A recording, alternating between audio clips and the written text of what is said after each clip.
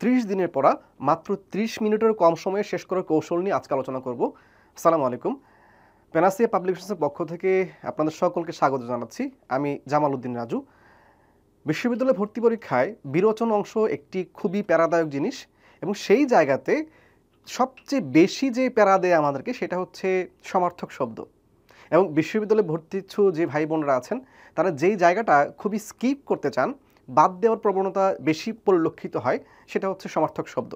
কারণ একটি শব্দের প্রায় 100টির মতো 90টির মতো সমার্থক শব্দ পাওয়া যায়, যেগুলো আয়ত্তে নিয়ে আসা খুব সম্ভব না। তো আমরা আজকে কথা বলবো যে চাঁদ এমন একটি শব্দ, যেই শব্দের প্রায় 90টির মতো সমার্থক শব্দ পাওয়া যায়, যেগুলো থেকে বিগত বছরে পরীক্ষায় প্রশ্ন এসেছে। এবং সেই যে সমার্থক শব্দগুলো দেখে অনেকে খেয়ে হারিয়ে ফেলে, এতগুলো সমার্থক শব্দ কতদিনে মুখস্থ হবে, মুখস্থ করার পর আবার ভুলে যাই আমরা। সো আজকে যেটা কথা বলবো, এই চাঁদের সমার্থক শব্দ বিগত বছরে কেমন প্রশ্ন এসেছে এবং এই যে প্রায় 90টির মতো শব্দ আছে, সকল শব্দই কত দ্রুত মুখস্থ করা যায় না, আয়ত্তে নিয়ে আসা যায়। এখান থেকে শুধু মুখস্থ করতে হবে সর্বোচ্চ 7 থেকে 10টি শব্দ, বাকি 80টির মতো শব্দ আপনি জানেন, কিন্তু দুঃখজনক বিষয় হচ্ছে আপনি নিজেও জানেন না যে আপনি জানেন। সো আমরা আজকে কথা বলবো চাঁদের সমার্থক শব্দ নিয়ে। চলুন শুরু করি আমরা। প্রথমে দেখতে পাচ্ছি কলাধর। এই কলা কিন্তু গাছের যে কলা, আমরা যে কলা খাই বানানা, সেই কলা কিন্তু না। এই কলা আবার কলা ভবন বা কলা অনুষদের কলা না। তাহলে এই কলা কি কলা, যে কলাকে ধরতে বলা হচ্ছে? সেই কলা হচ্ছে, আমরা জানি, ধরেন এটা একটা চাঁদ।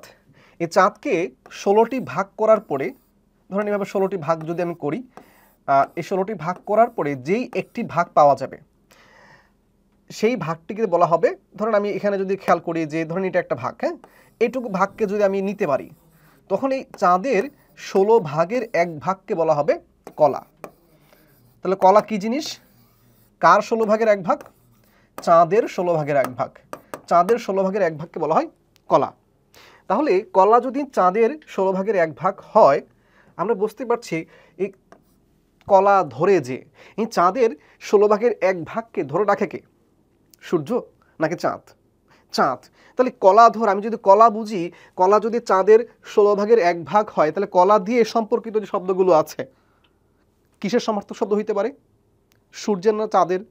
অবশ্যই চাঁদের। তাহলে কলা ধার, কলার আধার বা স্থান। কলানাথ, নাথ শব্দের অর্থ হচ্ছে প্রধান বা ঈশ্বর। ঠিক তেমনি হয় কলা নিধি, নিধিও আধার বুঝায়। তাহলে আধার বুঝায় বা স্থান বুঝায় বা জায়গা বুঝায় কি কি যেন? এখানে নিধি বুঝাচ্ছে, ধাম একটি শব্দ আছে সেটাও বুঝাচ্ছে। তো এখানে ধার মানে আধারের অংশ। কলাভৃত এটা আবার কি? কান্তিভৃত এটা আবার কি? পরে আসছি। কলাভৃত বুঝলে কলা দিয়ে দেখতে পাচ্ছি, কলা এই শব্দটি বুঝতে পারলে কিন্তু আমরা অনেকগুলো অংশ বুঝবো। এখানে একটা বিষয় দেখেন, কলা চাঁদের 16 ভাগের এক ভাগ। এখান থেকে আরও একটি জিনিস আমরা শিখতে পারি। আমাদের অপরিচিত গল্পে একটি শব্দ আছে, কলিজে 4 পোয়া হইয়া আসিল। 4 পোয়ার সাথে 16 কলা। আপনারা শুনে থাকবেন যে 16 কলা পূর্ণ হইল। তাহলে 16 কলা বলতে আসলে কি বোঝায়? এক কলা দিয়ে যদি 16 ভাগের এক ভাগ হয়, তাহলে 16 কলা মানে কি? পরিপূর্ণ হওয়া। তাহলে 16 কলা যদি একটি চাঁদ হয়, একটি পূর্ণ চাঁদ হয়, তাহলে এভাবে 4 পোয়া যদি বলি আমরা, সে 4 পোয়ার ক্ষেত্রে কি আসে? 4 পোয়ার ক্ষেত্রে কি আসে বলুন দেখি? 4 পোয়া সমান কি হয়? 1 সের আসে না? 1 সের বা 1 কেজি হয়। তাহলে 4 পোয়া যদি 1 সের বা 1 কেজি হয়, তাহলে এখানে ভাই কি আসছে? তাহলে 16 কলা যদি একটা চাঁদ হয়, 4 পোয়া যদি 1 কেজি হয়, ঠিক এইভাবে আপনি দেখবেন 4 আনা, ঠিক না, 4 আনা 25 পয়সা বুঝি আমরা, মানে 16 আনা দিয়ে আবার 100 পয়সা বুঝি। তো এই জায়গাতে দেখেন, এক দিয়ে যা বুঝাবে, ছোট্টবেলায় আমরা গণিতে শিখেছিলাম যে এক বা পূর্ণ অংশ। কোন গণিতে মনে আছে তো? যে একটি বাঁশ, সেই বাঁশের একটু উঠে আবার নেমে যায়, বাদরের যে অঙ্কগুলো ছিল। অথবা পানির মধ্যে যেই একটা বাঁশ, কিছু অংশ কাদায়, কিছু অংশ আর পানির মধ্যে, কিছু অংশ পানির উপরে। সো এই যে ম্যাথগুলো করছিলাম আমরা স্কুল জীবনে, সেখানে কিন্তু এক মানে পূর্ণ অংশ বুঝছিলাম। ঠিক এখানেও কিন্তু এই 4 পোয়া মানে পূর্ণ অংশ। যেটাতে এক হয়, পূর্ণ হয়, সেটা হচ্ছে পূর্ণ অংশ বুঝি আসলে। তাহলে কলিজে 4 প হইয়া আসিল বলতে আসলে কি বোঝাচ্ছে? কলিজে পরিপূর্ণ হইয়া আসিল। এখন কলি পরিপূর্ণ হইলে সমস্যা কি? আমরা জানি সনাতন ধর্ম অনুযায়ী যে সত্যযুগ, এভাবে 4টি যুগ আছে। সর্বশেষ যুগ হচ্ছে কলিযুগ। আর কলিযুগ শেষ হওয়ার পরে এরপর যেহেতু কোনো যুগ নাই, কোনো সময় নাই, তার মানে তার কি হবে? এই পৃথিবীর মহাপ্রলয় বা কিয়ামত হবে। তার মানে পৃথিবী ধ্বংসের দ্বার প্রান্তে পৌঁছিয়েছে। সো এই দৃষ্টিকোণ থেকে আসলে 4 পর বিষয়টা আসছে। তাহলে এই যে 4 প যে বলছিলাম আমরা, 4 প বলতে আসলে কি বুঝি, 16 আনা বলতে আসলে কি বুঝি, এই বিষয়গুলো কিন্তু আমরা সহজেই বুঝতে পারি যদি তার ব্যাকগ্রাউন্ডটা আমরা খুঁজি ঠিক মতো। তো আশা করছি কলা দিয়ে কি শব্দ, যে যতগুলো শব্দ আসে আমরা সহজে বুঝবো যে কলা আসলে কি বোঝায়, সেটা আমরা উত্তর করতে পারবো। কলা ভৃত বলছিলাম, এই ভৃত শব্দের একটি অর্থ এরকম দেখবেন, আবার এরকম দেখবেন। আপনারা কি খেয়াল করেছেন কিনা এমন শব্দ আছে কিনা? দেখেন এইভাবে এইরকম শব্দ আছে একটা, আবার দেখবেন এরকম শব্দ আছে একটা। সো দুইটি শব্দ কিন্তু একই অর্থ না, দুটির উচ্চারণ কিন্তু পরভৃত বা পরভৃত। এই খণ্ডতটা আসছে কোত্থেকে? আপনি যদি খেয়াল করেন একটু, যে আসলে তকে ভাঙলে আসলে কি পাওয়া যায়? তকে ভাঙলে পাওয়া যায় ত হসন্ত অ, তাই তো? কারণ প্রত্যেকটা স্বাধীন ব্যঞ্জনের মধ্যে একটি অ ধ্বনি লুকিয়ে থাকে। সেই কারণে কিন্তু আমরা অকে বলি লীন বা নীলিন বর্ণ। তো এই যে অ বাদ দিলে কে আছে এখানে? ত হসন্ত। এখন বলেন এই ত হসন্তটা আমার কি তয়ের পূর্ণরূপ না খণ্ডিত রূপ? এই ত হসন্তটা তয়ের পূর্ণরূপ নাকি খণ্ডিত রূপ? খণ্ডিত রূপ। তাহলে এটা খণ্ডত নাকি পূর্ণত? এই ত হসন্তটা খণ্ডত। তাহলে এই যে এর নামটা খণ্ডত কেন হয়েছে বুঝছেন তো? এই তকে খণ্ডিত করার পরে যে অংশ পাওয়া যায়, তার মানে খণ্ডত ত হসন্তে মানে তয়েরই একটা অন্য রূপ। এখানে খণ্ডত মানে কম কিনা? কম। তাহলে এটা হচ্ছে বেশি, এটা হচ্ছে কম। কখন কমবে? আমি যদি আমার সম্পদ থেকে কিছু কাউকে দিয়ে দেই তখন কমবে কিনা? কমবে। যদি নিয়ে আসি বাড়বে। সো পরভৃত এটা অর্থ বোঝায় কোকিলকে বোঝায়, আর পরভৃত যে খণ্ডত দিয়ে এটা কাককে বোঝায়। এখন আমাকে বলেন তো এখানে দেওয়া নেওয়ার সম্পর্ক কোথায়? কাক দেখবেন কোকিলের বাচ্চা কাচ্চা লালন পালন করে, মানে কাকের বাসায় কোকিল ডিম পারে। কোকিল কখনো নিজের নীড় বা বাসা নির্মাণ করে না। এখানে আবার একটা নেতিবাচক শব্দ আছে, অনেকে বলে সুন্দর মানুষ যারা তারা একটু অলস হয়। ঠিক কোকিল নিজের বাসাতে ডিম পারে না, কারণ সে বাসা বিনির্মাণে সময় ব্যয় করছে না, পরিশ্রম করছে না। কাকের বাসায় কোকিল ডিম পারে এবং কোকিলের বাচ্চাকে কাক লালন পালন করে। তার মানে কাক দিতে দিতে কমে যাচ্ছে তার, আর কোকিল নিতে নিতে খেয়ে মোটা হচ্ছে। এটাও মনে রাখার কৌশল যে পরভৃত ত দিয়ে কোকিল আর খণ্ডত হলে কাক, এটা মনে রাখতে হবে এভাবে। সো মনে রাখার অনেক কৌশল থাকে বানানোর ক্ষেত্রে। আমরা এখানে সমার্থক শব্দ বলছিলাম, এটা এমনিতেই বলছিলাম যে ভৃত বলতে আসলে কি বোঝায়। তাহলে কলা দিয়ে যে শব্দগুলো আছে আমরা চাঁদের সমার্থক শব্দ বুঝবো। ঠিক কান্তি শব্দের অর্থ আসলে আলো। আলোর অনেকগুলো সমার্থক শব্দ আছে, একটু পরে দেখবো আমরা। তাহলে এই কান্তির সাথে ভৃত থাকলেও তাকে আমরা কি বুঝবো? চাঁদ বুঝবো। কুমুদ শব্দের অর্থ হচ্ছে আসলে পদ্ম। এখন প্রশ্ন হইতে পারে ভাইয়া পদ্মের সাথে মানে পদ্ম ফুলের সাথে চাঁদের কি সম্পর্ক? কেন চাঁদের সমার্থক শব্দ কুমুদ নাথ হইল? পদ্মের প্রধান বা ঈশ্বর হইলেই চাঁদ কেন হইল? বিষয়টা আসলে সরাসরি পদ্মের বিষয়টা না। পদ্মের যে কনসেপ্ট, যে ধারণা, পদ্ম কোমল হয়, স্নিগ্ধ হয়। ঠিক চাঁদের আলোটা কিন্তু কোমল বা স্নিগ্ধ। সেই দৃষ্টিকোণ থেকে আসলে কুমুদ নাথ বলতে মানে চাঁদের মতো, এই পদ্মের মতো কোমল, সে কোমল একটা বিষয়ের যে ঈশ্বর বা প্রধান সেটা হচ্ছে চাঁদ, অর্থাৎ চাঁদের আলোটাই স্নিগ্ধ বা কোমল। ঠিক কুমুদ দিয়ে যে শব্দগুলো আছে, কুমুদ, এই কুমুদপতি, কুমুদ বান্ধব, কৌমুদের শব্দের অর্থ জ্যোৎস্না। জ্যোৎস্না, তাহলে বলুন তো জ্যোৎস্নার পতি মানে কি বলেন? সভাপতি, নাম শুনেছি আমি শব্দটা। মানে সভার প্রধান। তাহলে পতি অর্থ প্রধান বা ঈশ্বর, নাথ অর্থ প্রধান বা ঈশ্বর। তাহলে জ্যোৎস্নার প্রধান কে হবে? অবশ্যই চাঁদ হবে। ঠিক এইভাবে ক্ষীর আমরা খাই না, ক্ষীর মাখন, হ্যাঁ, ক্ষীর কি অনেক কোমল হয় নাকি অনেক কর্কশ হয়, শক্ত হয় কাঠের মতো নাকি? কোমল, একবার কোমল। সেই ক্ষীরের সাথে সম্পর্কিত ক্ষীরোদ্দণ্ডন এবং ক্ষীরাধীজ এই দুটি শব্দ আছে যা চাঁদের সমার্থক শব্দ। সো আপনি এখানে কয়টা কনসেপ্ট নিচ্ছেন? কলা, কান্তি, কুমুদ, আর এটা তো সহজে বুঝবো, আর ক্ষীর। তিনটা কনসেপ্টে কিন্তু অনেকগুলো শব্দ এখানে মাথায় থেকে যাবে। ঠিক এইভাবে নিচে দেখেন তো চন্দ্রের সাথে সম্পর্কিত চন্দ্র, চন্দ্রমা, চন্দ্রিমা, এইভাবে শব্দগুলো যখন দেখব এটা কিসের সমার্থক শব্দ হবে? চন্দ্র মানে চাঁদ বুঝি আমরা। এখানে একটি শব্দ আছে ইন্টারেস্টিং, ছায়াঙ্ক। এই ছায়াঙ্কের মতো আরও কিছু শব্দ আছে, আমরা একটু পরে দেখব পরের স্লাইডে দেখব যে ছায়াঙ্ক ছাড়াও এই অঙ্ক দিয়ে সম্পর্কিত শব্দ কিছু আছে যেটা চাঁদের সমার্থক শব্দ। যেমন দেখেন ছায়াঙ্ক, মৃগাঙ্ক, হরিণাঙ্ক। এখানে আরেকটি শব্দ আমরা দেখব মৃগের সাথে সম্পর্কিত, মৃগেন্দ্র। এই মৃগাঙ্ক চাঁদের সমার্থক শব্দ হইলেও মৃগেন্দ্র চাঁদের সমার্থক শব্দ না।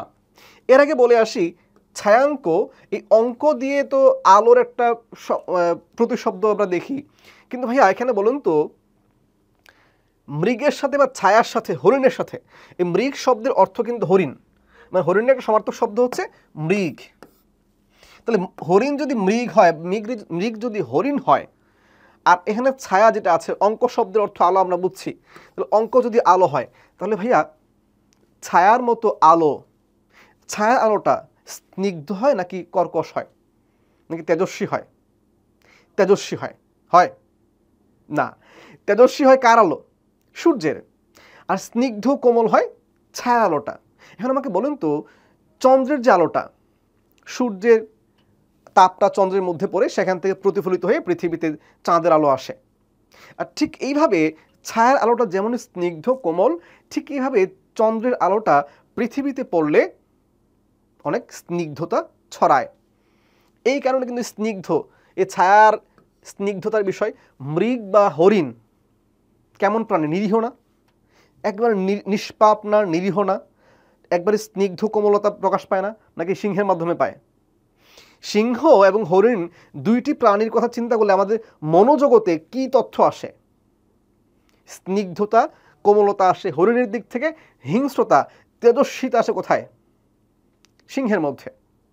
তাহলে এখানে মৃগাঙ্ক দিয়ে, হরিণাঙ্ক দিয়ে আমরা চাঁদ বুঝবো, কিন্তু মৃগেন্দ্র দিয়ে, মৃগেন্দ্র শব্দের সন্ধি বিচ্ছেদ হচ্ছে মৃগ যোগ ইন্দ্র। এখন এই যে ইন্দ্র মানে ঈশ্বর বা প্রধান, আমরা কয়টা জিনিস পাইলাম? ঈশ্বর বা প্রধানে আমরা এখানে পেয়েছি হচ্ছে পতি, পেয়েছি প্রধানে, আমরা নাথ পেয়েছি, আমরা আবার ইন্দ্র পাচ্ছি। আচ্ছা, এই হরিণের প্রধান কে? এই হরিণের প্রধান হচ্ছে, হরিণ থাকে কোথায়? বনে নাকি? তাহলে এই বনের রাজা কে বলুন তো? প্রধান কে? সিংহ। তাহলে এই মৃগাঙ্ক চাঁদ হইলেও মৃগেন্দ্র কিন্তু ভাইয়া চাঁদ না, সরি, মৃগেন্দ্র কিন্তু চাঁদ না, মৃগেন্দ্র হচ্ছে সিংহ। তাহলে এই দুটি শব্দের মধ্যে যেন আমরা গুলিয়ে না ফেলি। আসি এবার, তাহলে ছায়াঙ্ক কেন বুঝছি তো? দৃষ্টিভঙ্গি বোঝেন, জাস্ট একবার বুঝবেন, সারা জীবন আর খুব বেশি প্যারা নেওয়া লাগবে না, খুব স্মুথলি এটা মনে রাখা যাবে। ঠিক এইভাবে দ্বিজপতি, দ্বিজরাজ, দ্বিজেন্দ্র। দ্বিজ দুইবার জন্মজার, এটা পুরানো অনেক কাহিনী টাহিনী আছে, আমরা ধরেন কিচ্ছু বুঝি না। দ্বিজ শব্দের অর্থ হাতি, এটাও বুঝি না ধরেন। দ্বিজ দিয়ে শব্দগুলো আছে চাঁদের সমার্থক শব্দ হবে, বুঝে নিব। সো খুব বেশি আমরা চাপ নিব না এখানে, যে দ্বিজ দিয়ে যে শব্দগুলো আছে তাকে চাঁদের সমার্থক শব্দ হিসেবে আমরা চিন্তা করব। তারা, এই তারা কি তারা মানে দে, এই তারা হচ্ছে তারকা না, আমরা বুঝি এটা নক্ষত্র বা তারকা। তাহলে তারকার নাথ বা প্রধানকে? তারাপতি, তারা অধিপতি, তারা ধীপ, তারা পীর, সবগুলো কি বোঝাবে? অবশ্যই চাঁদকে বোঝাবে। এখানে তুহিন শব্দের অর্থ হচ্ছে স্নিগ্ধ বা কোমল, স্নিগ্ধ বা কোমল। তাহলে স্নিগ্ধ বা কোমল, আর অংশ শব্দের অর্থ হচ্ছে আলো। তাহলে বলুন তো ভাইয়া, স্নিগ্ধ আলোকার, কোমল আলোকার চাঁদের। আচ্ছা, এখানে আলোর সমার্থক শব্দ একটু পরে দেখবো আমরা। অংশু পেয়েছি, মনে আছে তো? একটু মনে রাখবেন, অংশু মানে আলো, কর মানেও আলো। হ্যাঁ, তাহলে নিশা মানে রাত, রাতে আলো দেয় কে? সূর্য দেয়, চাঁদ দেয়। তাহলে নিশা কর মানে রাতের আলো অবশ্যই চাঁদ। রাতের প্রধানকে? চাঁদ না সূর্য? রাতের পতি বা প্রধানকে? রাতের মণিকে? রাতের রত্নকে? নিশিকান্ত, কান্ত মানে আলো। তাহলে এই রাতের আলো কে দেয়? চাঁদ দেয়। ঠিক এভাবে রাতের প্রধান, রাতের প্রধান, রাত্রের কর মানে আলো, রাত্রিমণি মানে প্রধান। রজনীশ, রজনীশ শব্দের সন্ধি বিচ্ছেদ কি? রজনীশ শব্দের সন্ধি বিচ্ছেদটা পারলে কিন্তু আমরা সহজে বুঝবো আসলে এইটা দিয়ে কি বুঝাচ্ছে। তাহলে রজনী যোগ ঈশ, এই ইন্দ্র মানে ঈশ্বর বা প্রধান, ঠিক ঈশ মানেও ঈশ্বর বা প্রধান। প্রধানের কিন্তু অনেকগুলো অর্থ পাচ্ছে, মনে আছে তো? আচ্ছা, তাহলে দেখেন, এই যে রজনীশ, রজনীর ঈশ্বর বা প্রধানকে? চাঁদ না সূর্য? চাঁদ। এইভাবে রজনীর সখা বা বন্ধুকে, রজনীর রাজাকে? রেবতী, রেবতী হচ্ছে সপ্ত নক্ষত্রের একটি নক্ষত্র, মানে 7টি তারার একটি তারা, যার সাথে রমণ বা লীলা খেলা, প্রেম ভালোবাসা করে কে? বলেন, নক্ষত্রের সাথে রমণ করবে কে? 7টি তারা, 3টি তারা, এই ধরনের অনেকগুলো কাহিনী আছে পুরাণের মধ্যে। তাহলে এই যে তারার সাথে সম্পর্ক, ভালোবাসা, প্রেম, রমণ করবে কে? চাঁদ। তাহলে রেবতী রমণ হচ্ছে চাঁদ। ঠিক এইভাবে যামিনী মানে রাত, তাহলে রাতের কান্ত বা আলোকে? তাহলে কান্ত কি ভাইয়া? আলো। তাহলে কান্ত পেয়েছি আলো, কর পেয়েছি আলো, অংশু পেয়েছি আলো। তাহলে এইগুলো আপনারা নোট ডাউন করে নেবেন। যামিনীর নাথ বা প্রধান, যামিনীতে প্রকাশিত হয় কে? চাঁদ। দেখেন তো, আপনি জাস্ট কয়টা জিনিস মাথায় রাখছেন? কলা, কুমুদ, ক্ষীর। এখানে দেখছেন তারা তো সহজে বোঝেন, এখানে ছায়াঙ্ক কেন হইলো এটা বুঝে গেছেন। ঠিক এখানে ওই কর, নাচ, এগুলো কেন যুক্ত হচ্ছে, জাস্ট এই কনসেপ্টগুলো মাথায় রাখলে কিন্তু সমার্থক শব্দ পড়াটা খুব কঠিন হবে না। এখানে বলে রাখা ভালো, নিশাকর চাঁদ হইলে সূর্যের সমার্থক শব্দ কি হওয়া উচিত? কর মানে কি বলছি? আলো। তো নিশাকর যদি চাঁদ হয়, দিবাকর কি? সূর্য। সো এইভাবে কিন্তু একটা শব্দের সমার্থক শব্দ পারলে কিন্তু আরও একটা সমার্থক শব্দ পারা যায়। ঠিক এভাবে আমি যদি নিশিনাথ না বলে দিবানাথ বলি, যদিও এটা প্রয়োগ খুব একটা নাই। ঠিক এভাবে রাত্রিকর না বলে দিবাকর বললে, সো এখন কর বলছিলাম আমরা। রাত্রিমণি না বলে দিনমণি বললে, এই যে নিশিকান্ত না বলে দিনকান্ত বললে বা দিবাকান্ত বললে। সো আমরা কিন্তু সহজে বুঝবো যদি এই যে একটু লেজ লাগানো আছে সেটার অর্থ আমরা বুঝি। তো আমরা পরের স্লাইডে চলে যাই। আমাদের স্লাইড মাত্র 2টা, এই একটা স্লাইড, পরের স্লাইড। বোঝার মতো জিনিস 2টা, এবং এই 2টা স্লাইডে আমরা সর্বোচ্চ যে সময়টুকু দিচ্ছি 30 মিনিটসও লাগবে না। তো এইটুকু সময় দিয়ে কিন্তু এটা মুখস্থ করতে কান্তি ভৃত, কান্তি ভৃত, কান্তি ভৃত, কান্তায় ভৃত মনে থাকবে না। কিন্তু আপনার যদি মাথায় থাকে কান্তি মানে আলো, এর সাথে ভৃত যুক্ত হলে আমি চাঁদের কথা বুঝতে পারি। কলা মানে চাঁদের 16 ভাগের 1 ভাগ, এর ভৃত যুক্ত হলে এর সাথে চাঁদের সমার্থক শব্দ বুঝি। তাহলে আপনি একটা ক্লু যদি মাথায় রাখতে পারেন, পরীক্ষার হলে এটা কী পরিমাণ সাপোর্ট দিবে পরীক্ষায় বসার আগে আসলে বুঝবেন না। সো আমরা পরের স্লাইডে চলে যাচ্ছি। শশ, এটার মূল হচ্ছে আসলে শশী। এই শশী দিয়ে যত শব্দ আছে, শশী থেকে আসলে শশ আসে। শশী শব্দের অর্থ যে চাঁদ, এটা তো আসলে পড়ানোর কিছু নাই, সবাই পারেন, তাই না? তাহলে শশী যদি চাঁদ হয়, তাহলে শশী বা শশ এই চাঁদকে ধরে চাঁদের হিসেবে এখানে আসবে। শশ লক্ষণ, শশ লাঞ্ছন, শশ বিন্দু, শশ ভৃত, কলাভৃতের মতো, কান্তিভৃতের মতো। তাহলে একটা রোড ওয়ার্ড যদি আপনি ঠিক মতো বুঝতে পারেন, এর সাফিক্সের মতো যে বিষয়গুলো যদি ঠিক মতো বুঝতে পারেন, তাহলে সমার্থক শব্দ সহজে আয়ত্তে নিয়ে আসা যায়। ঠিক এভাবে শ্বেত শব্দের অর্থ কি? শ্বেত শব্দের অর্থ আসলে সাদা। যেমন আমরা শ্বেত রোগী বলি না, শ্বেত রোগী, যার হচ্ছে শরীরের মধ্যে কিছু কিছু ফোট ফোট এরকম সাদা অংশ হয়, রোগের কারণে হয়। ধামা শব্দের অর্থ আসলে আধার বা স্থান। তাহলে সাদার আধার বা স্থান, অনেকে এটা ধামাটাকে আলো অর্থে ব্যবহার করে বিভিন্ন জায়গায়, কিন্তু এটার বহুল প্রচলিত অর্থ হচ্ছে আধার বা স্থান। আমাকে বলুন তো, সূর্যের আলোর মধ্যে সাদা অংশ পাওয়া যায় বেশি নাকি লাল অংশ পাওয়া যায়? সূর্যের আলোটা লালচে না একটু, আর চাঁদের আলোটা একটু সাদাটে না? সেই দৃষ্টিকোণ থেকে আসলে শ্বেতধামা হচ্ছে চাঁদ। সো শ্বেত বা স্নিগ্ধ বা কোমল এই বিষয়গুলো যখন আমরা দেখব, বুঝে নেব কি চাঁদের সমার্থক শব্দ। এইখানে একটা শব্দ দেখেন, এই শীত এবং এই শীত কিন্তু বানানে পার্থক্য আছে। এই শীত মানে শীতকালের শীত বানানটা উইন্টার, কিন্তু এই শীত কি? দুটো উচ্চারণের সেম হইলেও বানান কিন্তু সেম না। এই শীত শব্দের অর্থ হচ্ছে স্নিগ্ধ বা কোমল বা ঠান্ডা, যেটা বলেন আপনারা। তাহলে শীত বা স্নিগ্ধ বা ঠান্ডা বা কোমল, এই কোমল রশ্মি মানে কি? আলো। তাহলে আলোর সমার্থক শব্দগুলো আবার একটু দেখি, মাথায় একটু খেয়াল করি। আলো বলতে বোঝায় কর দিয়ে আলো বোঝায়, আবার হচ্ছে অংশু দিয়ে আলো বোঝায়, আবার হচ্ছে রশ্মি দিয়ে আলো বোঝায়, তাই না? আচ্ছা, তাহলে এই যে শীত রশ্মি, আচ্ছা কর আছে এখানে, কর দিয়ে আলো বোঝায়। হ্যাঁ, তাহলে শীত রশ্মি স্নিগ্ধ বা কোমল আলোকার, চাঁদের আর সূর্যের? চাঁদের। ঠিক শীতরুচি, শীতকর মানে আলো, শীতাংশু মানে আলো, এই সবগুলো বুঝতে স্নিগ্ধ আলো সব চাঁদের। এইখানে ভাইয়া শীতের আলো বলতে চাঁদ কেন, সূর্য না কেন? শীতের আলো বলতে তো সূর্য হইলে সমস্যা কোথায়?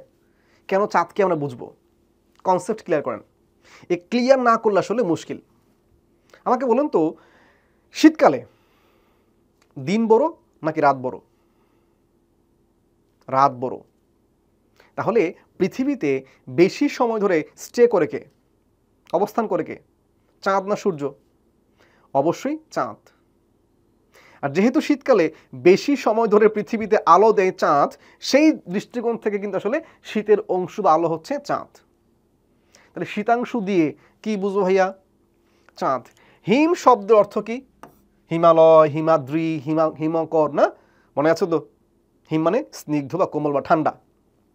তাহলে ঠান্ডা আলোকার, সূর্যের? তেজে তো ঘাম টাম ছোটে যায় আমাদের সূর্যের তেজে, না? কিন্তু রাতের চাঁদের যে আলোতে আমরা ঘামাই কি? না, আমরা কোমলতা ফিল করি, আমরা না? আমরা সেই জ্যোৎস্নাতে উপভোগ করতে, যে জ্যোৎস্নাকে আমরা এটাকে ভালো করেই গ্রহণ করি, না? খুব আনন্দ পাই আমরা। তাহলে ঠিক এইভাবে হিমকর মানে ঠান্ডা বা শীতল বা স্নিগ্ধ, যদি এখানে স্নিগ্ধ না হয় ঠান্ডা অর্থটা বেশি অ্যাপ্রোপ্রিয়েট, হিমের বেশি ব্যবহৃত হয়। তাহলে হিম বা শীতল আলো কার? চাঁদের। ঠিক এভাবে হিম ধামা, এই এই ধামা শব্দের অর্থ কি বলছিলাম? আধার। তাহলে এই ঠান্ডা আধার কোন আলোর মধ্যে আছে? চাঁদের মধ্যে। হিম কিরণ, কিরণ মানে আলো, কিরণ লিখে নেই মনে হয়, কর্তা আগে লিখছিলাম, কিরণ লিখলে হচ্ছে এটা। হ্যাঁ, আচ্ছা, এবার আসেন। তাহলে শীত কিরণ, শীত ময়ূক শব্দের অর্থ আলো। তাহলে ময়ূক শব্দের অর্থ আলো, এগুলো একটু নোট ডাউন করে নেবেন যেগুলো আমি বলছি। এরপরে হচ্ছে শীত রশ্মি লিখেছি আমরা, রশ্মি আলো, মৃগাঙ্ক অঙ্ক দিয়ে আলো বোঝায়। তাহলে এই যে আমরা একটু আগে দেখছিলাম হরিণাঙ্ক, মৃগাঙ্ক, ছায়াঙ্ক, মনে আছে তো? এই মৃগ শব্দের অর্থ হরিণ, না? এগুলো চাঁদের সমার্থক শব্দ। সুধাময় কোন আলো? সুধার মতো এত আনন্দ দেয়, এত ভালো লাগে কাজ করে, সূর্যের আলো না চাঁদের আলো? চাঁদের আলো। ঠিক সুধার আধার, সুধা ধামা মানে আধার, সুধা বর্ষণ করে, যে সুধার নিধি, সুধার অংশু, যে আলোটা সুধার মতো, যে আলোটা সুধার মতো। তাহলে কর, অংশু, এগুলোর অর্থ যদি আমি মাথায় রাখতে পারি, সুধার মতো অংশু বা আলো যার, সেটা চাঁদ। নক্ষত্রের শব্দের সন্ধি বিচ্ছেদ কি? এটা সন্ধি বিচ্ছেদ করলে পাওয়া যায় নক্ষত্র যোগ ঈশ। তাহলে ঈশ শব্দের অর্থ কি বলছিলাম? ঈশ্বর বা প্রধান। নক্ষত্রের প্রধান কে হবে? চাঁদ হবে। আচ্ছা, নক্ষত্রের প্রধান, পতি মানে প্রধান, নক্ষত্রের অধিপতি। রাকা শব্দের অর্থ কি? রাকা শব্দের অর্থ হচ্ছে বাঁকা চাঁদ। বাঁকা চাঁদ, আমি ঠিক লিখতে পারি নাই, হয়তো আপনারা বুঝবেন। তো এটা হচ্ছে বাঁকা চাঁদ। হেলাল শব্দের অর্থ চাঁদ। তাহলে রাকেশ শব্দের অর্থ বুঝবো কেমনে? রাকেশ শব্দের সন্ধি বিচ্ছেদ হচ্ছে রাকা যোগ ইস। তাহলে বাঁকা চাঁদের প্রধানকে চাঁদই হবে। ঠিক রাকার প্রতি বা প্রধান বিধু, বিভীষণের প্রতি মেঘনাদ কবিতায় একটি বিখ্যাত লাইন আছে এরকম না, স্থাপিলা বিধুরে বিধি স্থানুর ললাটে। মানে বিধি মানে স্রষ্টা এই বিধু বা চন্দ্রকে স্থানু মানে আকাশে, ললাট মানে কপালে স্থাপন করলেন। স্থাপিলা বিধুরে বিধি স্থানুর ললাটে। তো এই বিধু শব্দের অর্থ চাঁদ। ধরেন সোম শব্দের অর্থ আপনি পারেন না, মুখস্থ করলেন। পক্ষজ, পক্ষধর পারেন না, ধরেন মুখস্থ করলেন। কয়টা মুখস্থ করতে হচ্ছে? কয়টা? শুধু এই আলোর সমার্থক শব্দগুলো পারলে, আর এইরকম সব মিলে কিন্তু 10টার বেশি হবে না। খুঁজে দেখেন, এখানে 3টা আর নিচে যে কয়েকটা আছে দেখবো আমরা। তো এইভাবে আসেন, অম্ভ শব্দের অর্থ হচ্ছে পানি বুঝায়। তো পানিতে জন্ম যারা, আসলে এর সাথে এইভাবে চিন্তা করার সুযোগ নাই, কিন্তু এই ভাবা যায় এইভাবে, পানির মতো ঠান্ডা, পানির মতো একবারে স্নিগ্ধ কার, সেখান থেকে জন্ম হইতে পারে, যদিও অন্য চিন্তা করলে মুশকিল। তো পানির মতো স্নিগ্ধ বা কোমল চাঁদের, সেই হিসেবে অম্ভজ বলতে আমরা চাঁদকে বুঝি। ধরুন অর্ণবৌদ্ধ পারেন না, ইন্দু তো পারেন নাকি, উরূপ পারেন না, ঋক্ষেশ পারেন না, কতিলক জীবনে শোনেন না, আজকে হয়তো প্রথম শুনেছেন। ওষুধিনাথ পারেন না, কিন্তু একটা পারলে আরেকটা পারবেন না, ওষুধি প্রতি। কারণ নাথ মানে প্রতি মানে প্রধান, নাথ মানে প্রধান। ওষুধি মানে বুঝি আমরা যে গাছ একবার ফল দিয়ে মারা যায় তাকে ওষুধি গাছ বলে না। তো ধরেন এর প্রধান, এই হিসেবে চাঁদের সমার্থক শব্দ হয়েছে। এটার ব্যাকগ্রাউন্ড ধরুন জানি না আমি, না জানলেও সব মিলে কয়টা শব্দ আমার মুখস্থ করতে হচ্ছে। চাঁদের সমার্থক শব্দ কিন্তু মোটামুটি সব শেষ। এর বাহিরে একটা শব্দ কোনো বিশ্ববিদ্যালয়ে ভর্তি পরীক্ষা এখনো পর্যন্ত আসা নেই, ইভেন কোনো চাকরি পরীক্ষা আসা নেই। সো আমাদের পেজ মাত্র 2টা, কিন্তু এই যে প্রথম পেজ, দ্বিতীয় পেজ, এই 2টা পেজ একটু সময় নিয়ে যদি আপনি আবার দেখে নেন পরে, দেখবেন সমার্থক শব্দ একবার ঠিক মতো এই ক্লাসটা করার পরে ইনশাআল্লাহ চাঁদের সমার্থক শব্দ নিয়ে আর সমস্যা হবে না। প্রশ্ন উত্থাপিত হইতে পারে, ভাইয়া আমি যে শিখব, এটা থেকে বিশ্ববিদ্যালয়ে ভর্তি পরীক্ষার প্রশ্ন কি আসে? দেখেন, সমার্থক শব্দ থেকে প্রায়ই প্রশ্ন আসে। তাহলে চাঁদ থেকে নাও আসতে পারে।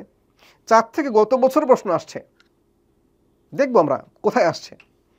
তার মানে এখান থেকে প্রশ্ন হয়, হামেশাই হয়। এবং চাঁদ খুবই গুরুত্বপূর্ণ একটি শব্দ, যেখান থেকে প্রায়ই বিগত বছরে প্রশ্ন এসেছে। তো দেখি কোথায় আছে, চলেন। কোনটি চাঁদের প্রতিশব্দ নয়? রাজশাহী বিশ্ববিদ্যালয়ে এসেছে 23-24 সেশনে, গ্রুপ 3-এ। তার মানে গত বছরের কোয়েশ্চেন।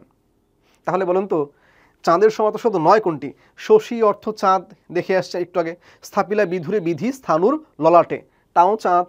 ইন্দু মানেও চাঁদ শিখে আসছি। তাহলে ভানু মানে চাঁদ না, এটা আসলে সূর্যকে বোঝায়। সূর্যের সমার্থক শব্দ হচ্ছে ভানু। সূর্যের সমার্থক শব্দ নিয়েও আমরা একটা ভিডিও নিয়ে আসবো, যদি আপনাদের আগ্রহ থাকে জানাবেন সূর্যের সমার্থক শব্দের ক্লাসগুলো করতে চান কিনা। যদি আপনাদের আগ্রহ থাকে, এইভাবে আমরা অনেকগুলো টপিকে ক্লাস দিব ইনশাল্লাহ আস্তে আস্তে, যেন ভর্তি পরীক্ষায় আপনারা সবচেয়ে ভালো করতে পারেন। কিন্তু নির্ভর করছে আপনাদের আগ্রহের উপরে। আমরা পরের প্রশ্ন যাই। পাথার শব্দের অর্থ কী?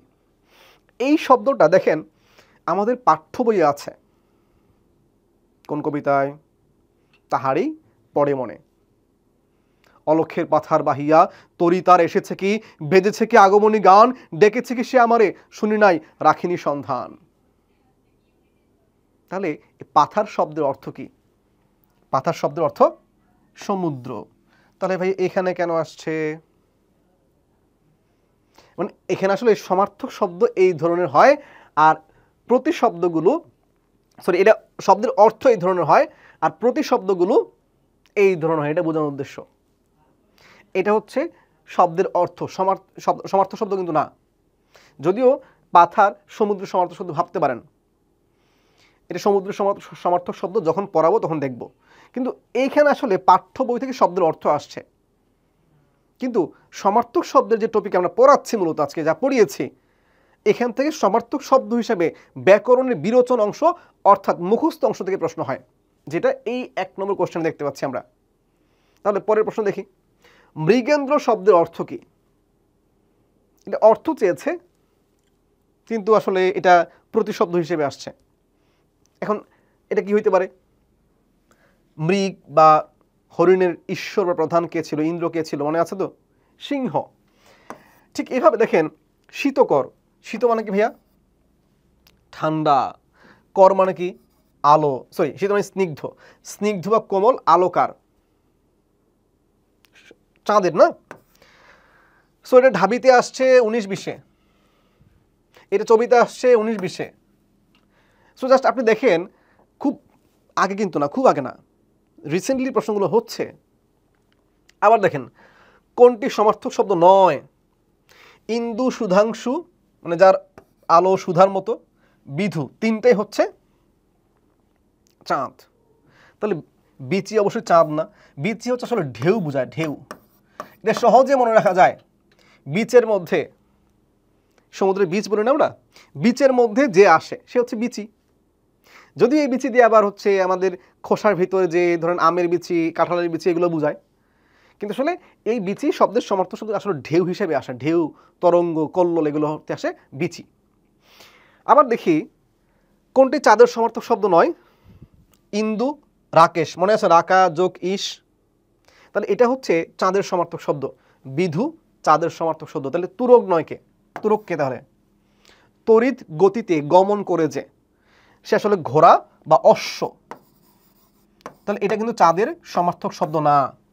এটা ঢাবিতে আসছে 15-16 সেশনে আসছে। এটা ঢাবির কোশ্চেন 17-18। সো একটু দেখেন, প্রশ্ন কিন্তু হয় সমার্থক শব্দ থেকে, চাঁদ থেকেই দেখেন। এইভাবে আসলে একটা শব্দ থেকে এত প্রশ্ন এসেছে, খুব কম পাওয়া যায়, এত পাওয়া যায় না আসলে, কিন্তু চাঁদ থেকে পাওয়া যায়। সো দেখি আমরা পরের কোশ্চেনে, চাঁদের সমার্থক শব্দ কোনটি আসলে? শীতাংশু নাকি অন্য কিছু আছে? শীতাংশু। হেলাল শব্দের অর্থ দেখে আসছি আমরা, এখানে বলুন তো কি হবে? হেলাল শব্দের সমার্থক শব্দ কি হবে? রাকা মানে বাঁকা চাঁদ। আদিত্য, এটা সূর্য বোঝায়, অংশুমান সূর্য বোঝায়, ফাল্গুনিতে বোঝেন। 9, আচ্ছা এটা আমরা 9-এ যাই। মৃগাঙ্ক, ছায়াঙ্ক, মৃগাঙ্ক, হরিণাঙ্ক, মনে আছে তো? চাঁদের সমার্থক শব্দ। মৃগাঙ্ক শব্দের অর্থ হলো চাঁদ। ঠিক এইভাবে দেখেন, এটা কিন্তু ঢাবির প্রশ্ন, কিন্তু ঢাবিতে আসছে। চন্দ্র শব্দের সমার্থক শব্দ কোনটি? এটা ছবিতে আসছে। তো এটা কুমুদ শব্দের অর্থ কি চাঁদ নাকি পদ্ম? কুমুদ হচ্ছে কি ভাইয়া? পদ্ম। তাহলে ধেনুতনা, মিহির শব্দের অর্থ হচ্ছে সূর্য। তাহলে শশাঙ্ক কি? শশাঙ্ক না, মনে আছে তো? শশ বা শশী দিয়ে অঙ্ক মানে আলো, তাহলে এই যে চাঁদের আলো হিসেবে জ্যোৎস্না হওয়া উচিত নাকি? না, এই শশ দিয়ে যা আছে আমরা বুঝি কি ভাইয়া? চাঁদ। শশী শব্দের অর্থ কি? শশী শব্দের অর্থ হিমকর, শীতল বা ঠান্ডা আলো যার, সে হচ্ছে চাঁদ। ভানু মানে সূর্য দেখে আসছি আমরা, নেত্র মানে চোখ। কোনটি চন্দ্র শব্দের প্রতিশব্দ? ধাম তো অবশ্যই চাঁদ না, ধাম মানে আধার। সুধা ধাম, সুধা নিধি না? তাহলে সুধাকর, সুধার মতো আলোকার, অবশ্যই চাঁদের। বিহঙ্গ মানে হচ্ছে পাখি, বিহঙ্গ তার চাঁদ না, এটা আমরা বুঝি। 13, চন্দ্র এর প্রতিশব্দ কোনটি? আদিত্য, সবিতা, মার্তণ্ড, তিনটি হচ্ছে সূর্যের সমার্থক শব্দ, সূর্য। তাহলে এটাও সূর্য, এটাও সূর্য, এটাও সূর্য, তিনটা দিয়ে আসলে সূর্যকে বোঝায়। তাহলে সুধাংশু, সুধার মতো অংশু বা আলোকার, চাঁদের।